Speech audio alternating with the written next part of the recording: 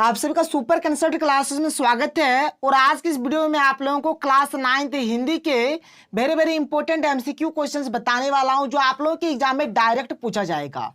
देखिए यहाँ पर मैं आपको जितना क्वेश्चंस बताने वाला हूं, इससे बाहर आपका कुछ भी नहीं जाएगा। इसलिए आप लोग हर एक क्वेश्चन को अच्छे तरीके से कर लीजिए, समझ लीजिए और अपने कॉपी में नोट डाउन कर लीजिए। तो चलिए शुरू करते हैं और एक एक करके हर एक क्वेश्चन को देखते हैं। तो देखिए यहाँ पर हमारे पास जो सबसे पहला क्वेश्चन दिया हुआ है, आप लोग देख सकते हैं क्या है कि दो बैलों की कथा के लेखक का नाम क्या है। तो ये जो आपका चैप्टर है दो बैलों की कथा, इसके जो लेखक का जो नाम है प्रेमचंद। ठीक है, प्रेमचंद इसका सही उत्तर हो जाएगा। देखिए मैंने क्लास 9 का बहुत सारा इंपॉर्टेंट क्वेश्चंस का वीडियो बना दिया है, बहुत सारा ट्रिक भी बनाया है। आप लोग इस वीडियो के डिस्क्रिप्शन बॉक्स में चले जाइए, वहां पर आप लोगों को लिंक मिलेगा और वहां पर आप लोग हर एक वीडियो को जाकर देख सकते हैं। तो चलिए आगे बढ़ते हैं, अगला क्वेश्चन देख लेते हैं। अगला जो क्वेश्चन है क्या कि दो बैलों की कथा किस प्रकार का पाठ है। तो ये जो आपका पाठ है ये कहानी है। क्या है? कहानी है। ऑप्शन नंबर 2 आपका बिल्कुल सही उत्तर हो जाएगा। आगे चलिए अगला प्रश्न क्या कर रहा है, देखिए कि दो बैलों की कथा के आधार पर सबसे अधिक बुद्धिहीन पशु कौन है। तो सबसे अधिक जो बुद्धिहीन है कौन है, तो गधा। गधा सबसे बुद्धिहीन माना गया है इस पाठ में। आगे चलिए आगे क्या कह रहा है, देखिए अगला प्रश्न। पाठ के अनुसार गधे के गुण है, तो गधे का किस प्रकार का गुण है, तो गधा एकदम सीधा है, मतलब सीधापन का गुण है उसके अंदर। तो ऑप्शन नंबर 3 इसका सही उत्तर हो जाएगा। आगे चलिए गधे के किन गुणों ने उसे ऋषि मुनियों की पद्धति दे दी है।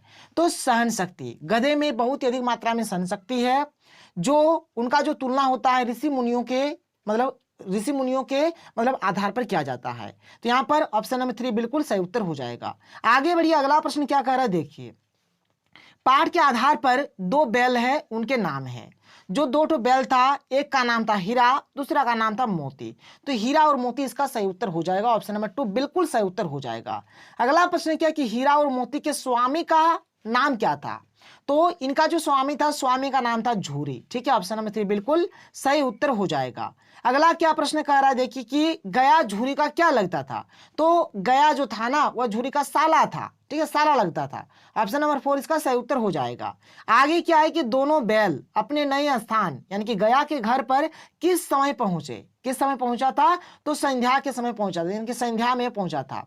ऑप्शन नंबर 3 बिल्कुल सही उत्तर हो जाएगा। आगे चलिए आगे क्या देखिए कि दोनों बैलों के प्रति किसका प्रेम उमड़ गया। किसका उमड़ गया, तो छोटी बच्ची का। यहां पर ऑप्शन नंबर 4 इसका सही उत्तर हो जाएगा। आगे क्या कह रहा है, देखिए अगला जो क्वेश्चन है, गया के घर में झूरी के बैलों को रोटी किसने दी थी। किसने रोटी दिया था, तो छोटी बच्ची ने रोटी दिया था। अगला प्रश्न है कि हीरा मोती की मदद उनके गली में बंदी रस्सी खोलकर की। किसने, क्या था, तो उस छोटी लड़की ने क्या था। ऑप्शन नंबर 4 बिल्कुल सही उत्तर हो जाएगा। आगे क्या है देखिए यहाँ पर कि पहली बार गया के घर से भागकर दोनों बैल कहाँ गए। कहाँ जाते हैं, तो झूरी के घर आ जाते हैं। ऑप्शन नंबर 1 सही उत्तर हो जाएगा। हीरा मोती किस भाषा में एक दूसरे से बात करते थे, तो मुख भाषा में। मुख भाषा में देखिए गाय बैलों का मतलब मुख भाषा बोला जाए तो कुछ आवाज वगैरह कुछ नहीं होगा, उन लोग बातचीत कर लेते हैं, इशारों में हर एक चीज यहाँ पर बातचीत हो जाता है। यहाँ पर अगला जो प्रश्न है क्या है कि दोनों बैलों की एक बार किस जानवर से भिड़ंत हुई। किससे हुआ था, तो सांड से हुआ था। ऑप्शन नंबर 4 बिल्कुल सही उत्तर हो जाएगा। फिर आगे देखिए आगे यहाँ पर हमें क्या दिया गया है, अगला जो प्रश्न है यहाँ पर क्या देखिए कि सांवले सपनों की याद पाठ के लेखक कौन है। और इस पाठ के लेखक का नाम है जाबिर हुसैन। ठीक है, जाबिर हुसैन इसका सही उत्तर हो जाएगा।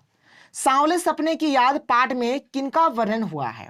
किनका वर्णन हुआ है, तो सालिम अली का वर्णन हुआ है। ऑप्शन नंबर 1 सही उत्तर हो जाएगा। फिर यहां पर देखिए क्या दिया हुआ है कि सांवले सपनों की याद पाठ के आधार पर सालिम अली क्या थे। तो सालिम अली जो थे पक्षी विज्ञानी थे। पक्षी विज्ञानी इसका सही उत्तर हो जाएगा। आबसार क्या होता है, तो आबसार माने होता है झरना। ऑप्शन नंबर 1 इसका सही आंसर हो जाएगा। आगे क्या है कि कृष्ण की बांसुरी के जादू के कभी कौन खाली नहीं होता। ठीक है, तो वृंदावन इसका सही आंसर हो जाएगा। सालिम अली की मौत का कारण कौन सी बीमारी थी, तो उनका जो मौत हुआ था कैंसर से हुआ था। ऑप्शन नंबर 3 इसका सही आंसर हो जाएगा। आगे बढ़ती हैं, आगे देख लीजिए आगे यहाँ पर क्या दिया गया है कि सालिम अली की काया कैसी थी। काया यानी शरीर, तो शरीर एकदम बहुत ही कमजोर था, तो कमजोर इसका सही आंसर हो जाएगा। सालिम अली की उम्र लगभग कितने वर्ष थी, तो कितना वर्ष था, तो 100 वर्ष के आसपास। ठीक है, तो ऑप्शन नंबर 3 इसका सही आंसर हो जाएगा। फिर आगे देखिए क्या है कि सालिम अली की पत्नी का नाम क्या था, तो इनके पत्नी का नाम था तहमीना। क्या नाम था? तहमीना नाम था। सांवले सपने की याद में क्या है, बर्ड वाचर किसे कहा गया है? तो सालिम अली को ही कहा गया है बर्ड वाचर। आगे क्या है कि जटिल प्राणी किसे कहा गया है? तो जटिल प्राणी मनुष्य को कहा गया है।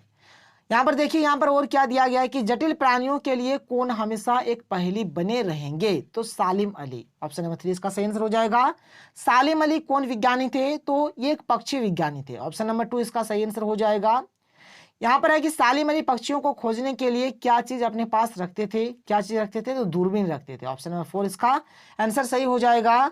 यहाँ पर सालिम अली केरल की किस वैली को रेगिस्तानी हवा से बचाना चाहते थे? तो क्या हो जाएगा? साइलेंट इसका सही आंसर हो जाएगा। फिर यहाँ पर आगे क्या देखिए कि सालिम अली किस प्रधानमंत्री से मिले थे? तो चौधरी चरण सिंह से मिले थे। ऑप्शन नंबर 1 इसका करेक्ट आंसर हो जाएगा। यहाँ पर देखिए आगे हमें और क्या क्या दिया गया आप लोग देख सकते हैं। अगला जो प्रश्न है क्या है कि हंस कहाँ के जल में क्रीड़ा कर रहे हैं? तो मानसरोवर के जल में क्रीड़ा कर रहे हैं। ऑप्शन नंबर 1 बिल्कुल सही आंसर हो जाएगा। ठीक है, ऑप्शन नंबर 1 इसका सही उत्तर हो जाएगा, इनके मानसरोवर के जल में क्रीड़ा कर रहे हैं। अगला प्रश्न है कि हंस क्या चुग रहे हैं? तो हंस जो है मोती चुग रहे हैं। कौन मानसरोवर छोड़कर और कहीं जाना नहीं चाहते? तो हंस। हंस जो है मानसरोवर छोड़कर कहीं जाना नहीं चाहते हैं। हंस किसके प्रतीक है? तो ये हो जाएगा प्रभु भक्त के प्रतीक है। प्रेमी किसका प्रतीक है? तो प्रेमी हो जाएगा प्रभु भक्त का प्रतीक। ऑप्शन नंबर 2 इसका सही आंसर हो जाएगा। प्रभु भक्त को कौन आसानी से नहीं मिलता? तो सच्चा प्रभु भक्त नहीं मिलता। ठीक है। विष किसका प्रतीक है? तो विष जो है ये मतलब पाप का, वासना, दुर्भावना सभी का प्रतीक है। ये सभी इसका सही आंसर हो जाएगा। ऑप्शन नंबर 4 बिल्कुल राइट उत्तर होगा। क्वेश्चन नंबर 8 क्या है कि भक्ति, मुक्ति, पुण्य, सद्भावना आदि का प्रतीक क्या है? तो ये हो जाएगा अमृत। अमृत का प्रतीक है ये सब। तो ऑप्शन नंबर 2 सही आंसर हो जाएगा। भक्तों की सत्य संगति, ठीक है, सत्संगति से विष क्या बन जाता है? तो विष हमारा अमृत बन जाता है। यहाँ पर 9 का सही उत्तर ऑप्शन नंबर 1 हो जाएगा। फिर आगे बढ़ते हैं, अगले प्रश्न की ओर चलते हैं। अगला प्रश्न देख लीजिए क्या है यहाँ पर। अगला जो प्रश्न है क्या कह रहा है देख लीजिए यहाँ पर। अगला प्रश्न हमारे पास है कि कबीर की रचनाओं का प्रामाणिक ग्रंथ कौन माना जाता है? तो इसका सही आंसर हो जाएगा बीजक। बीजक क्या है? कबीर की रचनाओं का प्रामाणिक ग्रंथ है। कबीर किस ब्रह्म के उपासक थे? तो निर्गुण ब्रह्म के उपासक थे। कबीर किसके विरोधी थे? तो कबीर जो है वह पाखंड, कर्मकांड, भेदभाव सभी के विरोधी थे। तो उपरोक्त सभी के यहाँ पर सही आंसर हो जाएगा। आगे क्या है कि कबीर के साक्ष्यों में किसका महत्व बताया गया है? तो इसमें प्रेम का महत्व बताया गया है। आगे चलिए अगला प्रश्न देखिए क्या कि मनुष्य ईश्वर को कहाँ नहीं ढूंढता है? तो मनुष्य जो है वह ईश्वर को खेल के मैदान में नहीं ढूंढता है, बाद के मंदिर में भी ढूंढता है, मस्जिद में भी ढूंढता है, क्रियाकर्म में भी ढूंढता है, लेकिन खेल के मैदान में नहीं ढूंढता है। आगे चलिए आगे क्या है कि किसको सब श्वासों का श्वास कहा गया है? किनको? तो ईश्वर को कहा गया है। अगला प्रश्न है कि मानसरोवर सुभर जल हंसा केली कराही में हंस प्रतीक है। तो यहाँ पर हंस जो है भक्त हृदय का प्रतीक है। ऑप्शन नंबर 3 इसका राइट उत्तर हो जाएगा। आगे क्या दिया गया देख लीजिए। कबीर के अनुसार मानसरोवर क्या है? तो मानसरोवर जो है ये मन है या फिर मानस है। तो यहाँ पर ऑप्शन नंबर 2 इसका सही आंसर हो जाएगा। अगला प्रश्न है कि पखापखी का शाब्दिक अर्थ क्या होता है? तो पखापखी का जो शाब्दिक अर्थ हो जाएगा पक्ष विवक्ष हो जाएगा। इसका सही आंसर ऑप्शन नंबर 2 इसका राइट उत्तर हो जाएगा। देखिए यहाँ पर जितना भी हिंदी का जितना भी इंपोर्टेंट टाइप का जितना भी क्वेश्चन था मैंने आप लोगों को बताया। पैसेज भी आप लोगों को बहुत ही जल्द बता दिया जाएगा। व्याकरण में जो आप लोगों का ट्रिकी पोर्शन है व्याकरण को ट्रिक से बता दिया जाएगा। और देखिए किताब में भी क्या होता है एक मतलब पैसेज टाइप का क्वेश्चन आता है वो भी आप लोगों को बहुत ही जल्द बता दिया जाएगा। मैथ साइंस में भी अगर आप लोगों को कुछ चाहिए तो बताइए, हर चीज आप लोगों को मिलेगा। तो अगर आपको वीडियो पसंद आए तो वीडियो को लाइक करिए, जितना हो सके वीडियो को शेयर कर दें। तो चलिए मिलते हैं अगले वीडियो में। थैंक यू, जय हिंद।